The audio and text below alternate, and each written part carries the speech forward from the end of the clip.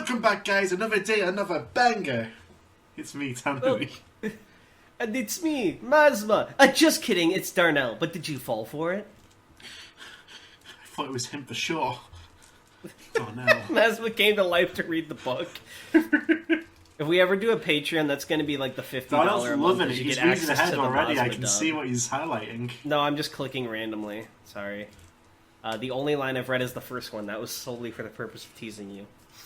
But no, that should be if we ever do a Patreon, like the $50 a month is you get access to the Mazma dub of Aetheral Space. The Dado dub, yes, if you will. we are back. We could literally do the same voice and call it the Dado dub in SCP. We're back to Aetheral Space. Yes, 4.12. We're almost a tenth of the way through the arc. No, I'm kidding. And if you are a fan, you know that 12 chapters ago, Tanhony was supposed to make a trailer, but he decided to betray us. I never. It's understandable. There was going to be a lore video. You've created this trailer concept. Yeah, a lore video to get people invested. That's why I called it a trailer. But, alas, he did not. Maybe it's fucking snail trailer. Maybe it just hasn't arrived yet. If you would like to leave a negative review or unsubscribe from the channel, as long as those things happen on the YouTube and not the Royal Road.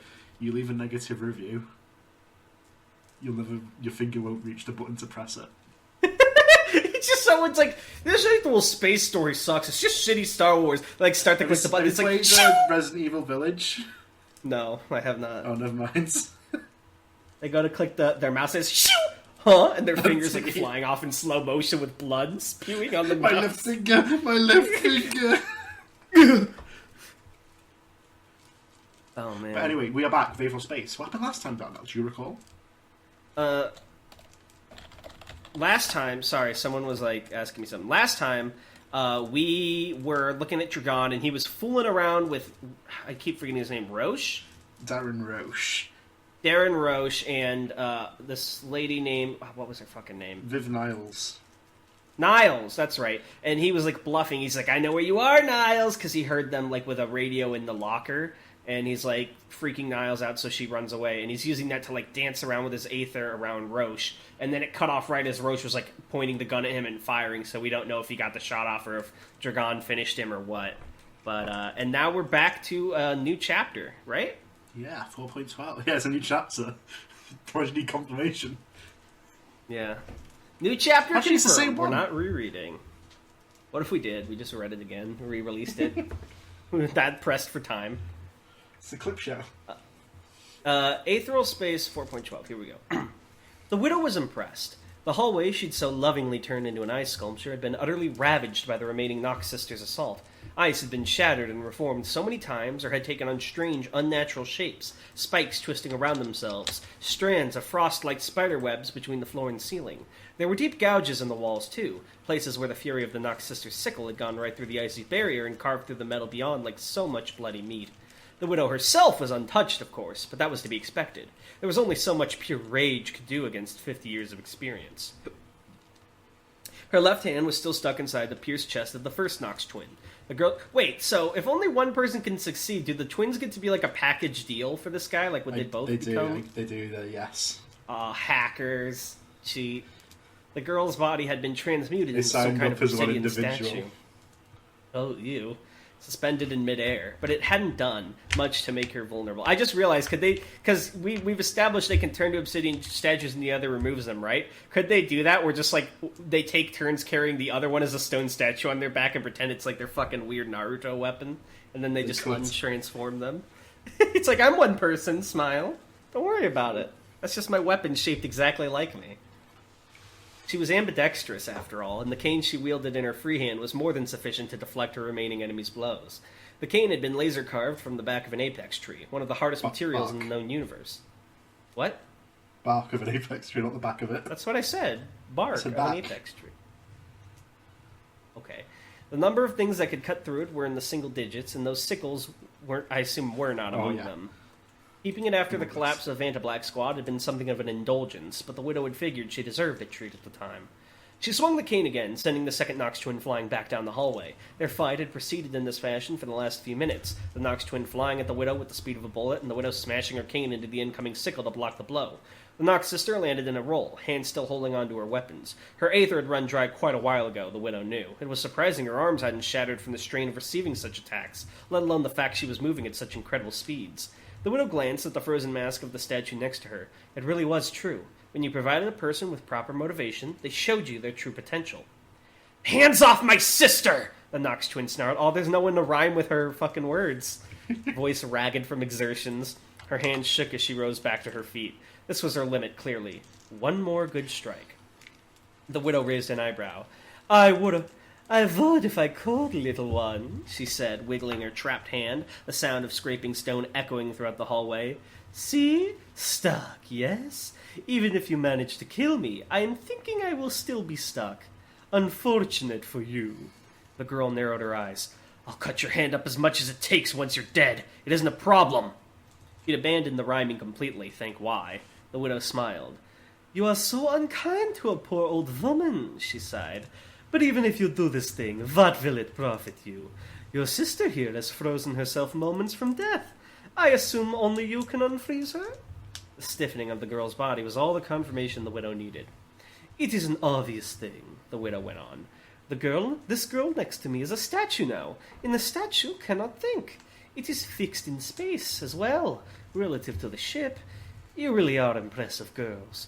But if you unfreeze her, as I said, she will die within seconds. Is that your desire, miss? The girl wavered slightly, her legs wobbling beneath her. With the state her fatigued body was in, there was even a chance she might collapse before getting off that last good hit. Alcera! She forced out through her teeth, as if using the task of speaking to keep herself focused. Alcera Nox! A pleasure, little one, the widow smiled, before glancing back towards the statue. My thinking now is that it is very unlikely the statue here is truly indestructible. Very difficult to damage by all means, but invincible? No, I don't think so. How many good strikes to the head before it snaps off, do you think? The widow let her cane clatter to the ground and raised her good hand up, curled into a fist, ready to come down on the statue's skull like a hammer. No! Alcera Nox screamed. Well, the widow shrugged, smile spreading into a toothy grin. I am a patient woman. Let us begin. There was a sound like twin gunshots as Alcera Nox kicked off the ground, the last gasps of her red aether swirling around her as she launched herself towards the widow. Her sickle was raised high above her head, and her teeth were clenched with such tightness that blood could be seen trickling out from between them. A splendid display of resolve. Unfortunately, it was not enough. As Alcera's sickle came down, the widow twisted her body, avoiding the downward slash and grabbing her attacker by the face with her free hand. For a moment, she simply held the girl up there in the air, legs flailing, but when Nox unleashed a last desperate swing of the sickle, the time to end things had come. The widow spoke, a bolt of pale blue aether running along her arm. Cryogenesis. Oh, so she's given her mercy. There was a flash of white light, and when it cleared, Alcera Nox had been frozen head to toe, her body trapped mid-swing. Her face wasn't visible through the cyclopean mask, but the widow knew that the body underneath the girl's armor had been frozen just as effectively as anything else. She had experience, after all. Gently, she lowered the frozen girl down to the ground next to her sister, a statue of ice next to a statue of obsidian. Sometimes the widow thought it ironic that an assassin's greatest technique was a non-lethal attack. Cryogenesis did nothing but preserve her opponent, trapping them between one heartbeat and the next until the widow decided to release them. She could throw this frozen girl into an inferno if she wanted, and the ice would still not melt. Wait, what? How? It's fucking aether ice, it's not normal. Okay. But so how long would the aether persist in the statue without her touching it, though? That it would hold it to that frozen level? Not that long. She would have to be in the vicinity to, power it up. Okay. But that was not what she wanted. Piero had requested one of these sisters alive, after all, and the widow had grown fond of Alcera Nox over this brief engagement. Her determination and bloodlust reminded her greatly of her own youth. The sister, though? The widow's eyes flicked to the obsidian statue, her hand still trapped inside the wound. She had no means of retrieving this other girl, nor the inclination. Her performance hadn't been particularly impressive. Still, she wasn't a monster. Alcera Nox had rushed into what seemed a certain death to save her twin, so the widow might as well give the youngster a fighting chance. The widow twisted her arm within the wound, and there was a sickening crunch as her wrist snapped. She bit her lip to suppress the cry of pain. She had the resolve to do such a thing, but the body's pain response didn't much care about how determined you were.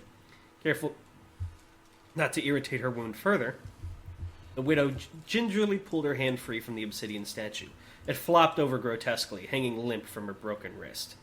she'd had worse. As she grabbed her frozen quarry by the torso and slung it over her back, she only spared the obsidian statue the slightest glance. It seemed certain now that the ship would end up destroyed, and she severely doubted the statue would survive that. Oh, well. The widow turned on her heel and walked back towards the office, waving a hand to melt the ice covering the door. She knew she'd gotten soft over the years, but not soft enough to go out of her way for a person of little value. Slowly, shudderingly, the systems must have been damaged by the flash freeze, the doors to Langston's office opened. The widow opened her mouth to address the man who just waited in there while she was fighting, but in the end no words came out. There was nobody there to hear them, after all. The only person remaining in the office was that overman. Yaza, Piero had called her, and from the glassy look to her eyes and stillness of her chest, she had already departed this world. On the far wall, opposite the widow, a vent cover had been torn off and left on the desk. The widow clicked her tongue. That sly dog. Wait, what? Piero venting, he's sus. Yeah, but why would he kill Yaza? Was she like... Well, she was dying already. But why would he leave... medic, but then they froze the fucking hallway. Oh, yeah. The widow... Yeah. Do you want me to popcorn it to you, or do you want me to keep going? I'd be happy if you keep going. All right. Roche! Niles squealed, forcing the words out. Hadrian is... He's... Right behind you, Hadrian whispered into Roche's ear. There wasn't a moment to waste on fright or surprise. Blood singing with the desire for victory, Roche spun on his heel, grabbed Hadrian by the collar, pressed the rifle against his head, and pulled the trigger. There was a hollow click, and Roche didn't feel the familiar heat of his rifle firing, didn't hear the sound of incineration, didn't smell the charred finale to the sad, short life of Dragon Hadrian. What he did hear was the smug giggle of the boy he was holding by the collar, a mockery in the dark. Didn't count your shots, did you? The coadjutant laughed. But I did. Today I learned you have to load plasma shot. Roche adjusted his grip to instead... like canisters of plasma. Yeah.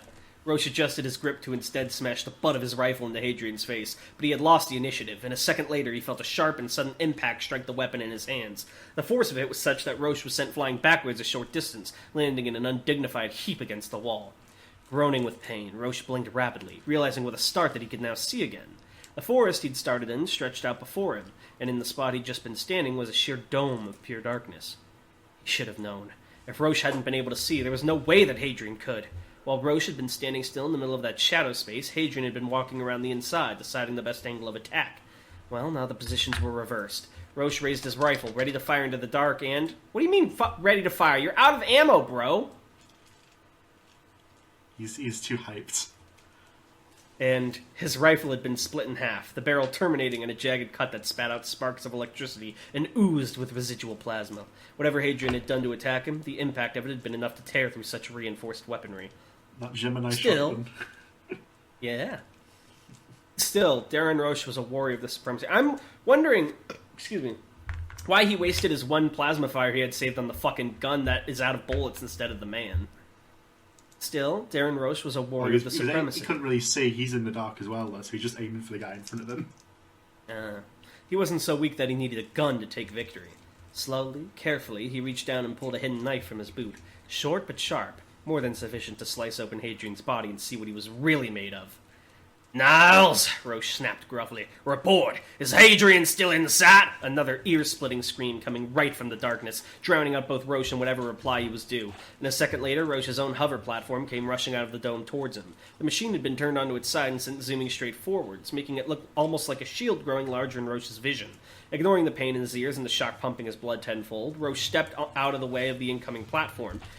And the second he did, he felt an aether-infused leg slam into his face. Crack! The pain in his jaw was excruciating, and for a moment Roche couldn't prevent his body from falling limp and crumpling towards the ground. It was all he could do to plant a hand against the cold floor, through the false undergrowth, and push, preventing himself from falling fully to his knees. Hadrian had been counting on that dodge, Roche realized, replaying what had just happened in his head. The coadjutant had been clinging to the back of the platform, using it like the shield it so resembled, and the second he caught sight of Roche, he lashed out with his foot. I thought that area was like pure darkness, though. How would he have seen him dodge? Well, because they came out of it. He's on the back of the shield. It zoomed out towards My bad. It had been a smart attack. Cowardly, but smart. Darren Roche wasn't the sort of man to go down with one good hit.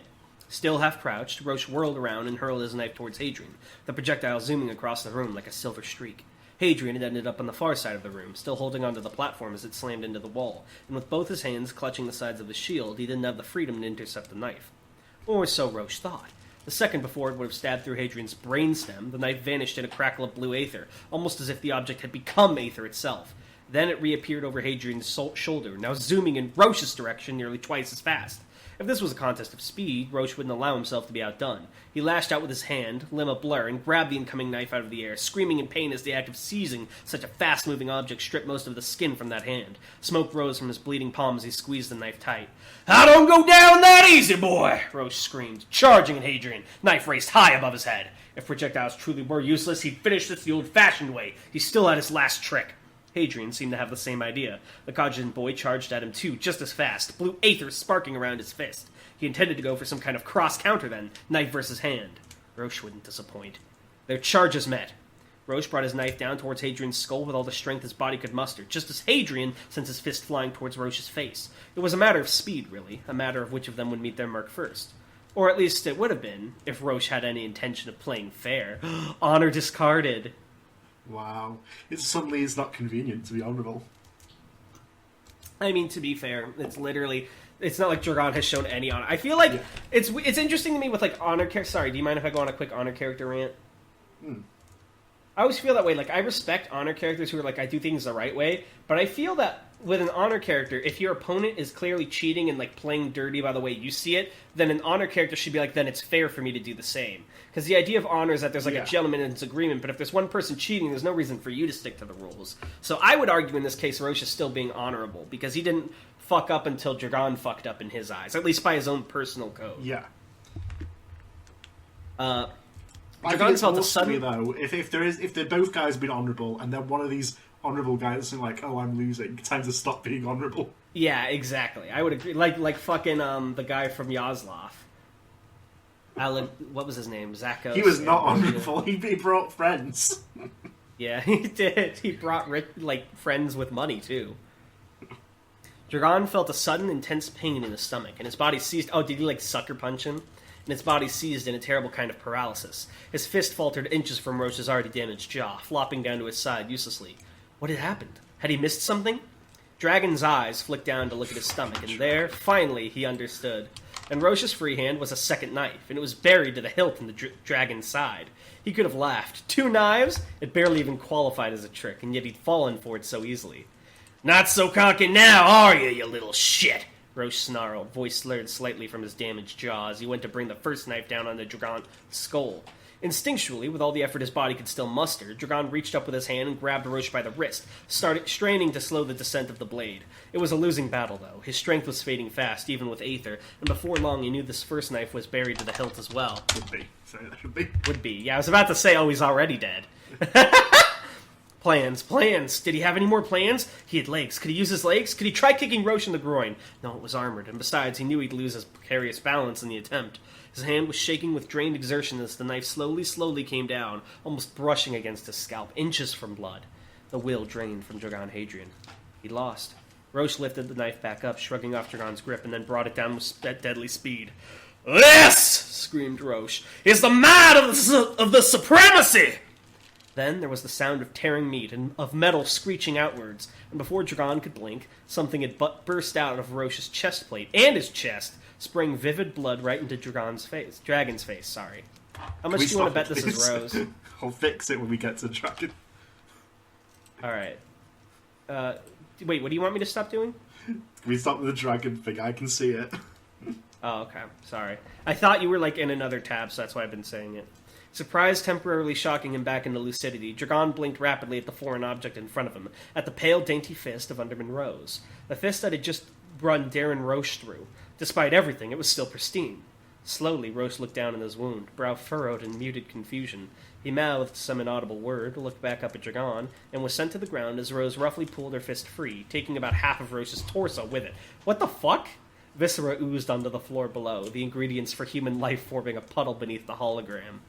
Roche's corpse lay there, spread-eagle, tongue lolling out of his mouth, eyes bulging as they stared forward sightlessly. Dragon himself fell back onto his posterior, hand still clutching the knife embedded in his own side. "What?" he panted, disbelieving as he stared at Roche's corpse. "What did you... Rose winced as she stared at her hand, shaking it, and as she did, specks of blood appeared on the visible portions of the floor. Ugh, she said in a rougher tone than Dragon had come to expect from her. That shit's nasty! Hate doing it with a punch! Clean bullet to the back of the head any day, you get me? Less mess that way.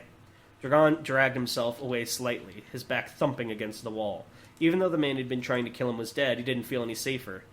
How did you do that? He snapped, trying to sound as commanding as he could even through the pain. Rose, for her part, ignored him, stepping over Roche's corpse and tapping his head with her foot. Man, she chuckled, one hand on her hip. Imagine dying with such a dumbass look on your face. And then a crackle of what could only be aether sparked in front of her face. It was barely visible. Dragon doubted anyone but a cogitant could have noticed it, but it was there, translucent, like electricity made of glass. The strange coloration of it made the air behind Rose seem to ripple. Dragon narrowed his eyes at the girl and her translucent aether. Her body, language, and demeanor had changed completely, from nervousness and squeaking to a cocky, almost lazy kind of self-assurance. Who are you? He glared. Huh? Rose glanced back down at him, as if she'd only just remembered he was there. Oh, right, I've still got this shit on. Well, you can figure it out, right? The image of the girl began to flicker. Wait, what? Dragon and Ruth had stood on that bridge back on Taladin, quietly speaking. The black pumps of the Underman uniform vanished from existence, replaced by a pair of rough leather boots. Have you been told about yet? Ruth had said quietly, almost imperceptibly. The jumpsuit Rose was wearing faded away, replaced by a pair of jeans and a black jacket, left open to show off the masculine chest beneath it. Dragon shook his head. No. Rose's green eyes vanished, replaced in an instant with the black sclera and the red irises of an umbrant. Ruth had sighed. Was part of our crew before you. He wasn't very strong like you, but he could do things with aether that you wouldn't believe. Do you know how holograms work? Oh, I know who this is.